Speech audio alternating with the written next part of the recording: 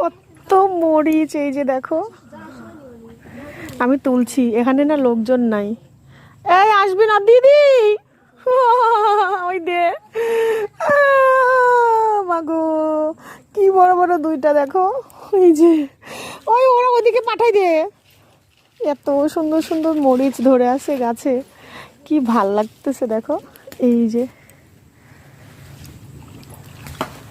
এই দিদি দিদি আমি না মরিচ উঠাচ্ছি, এগুলা হচ্ছে খয়েরি কালার, খয়েরি টাইপের, কালচে খয়েরি।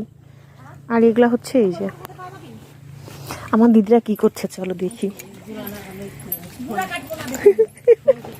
এই যে এই যে এই যে এই যে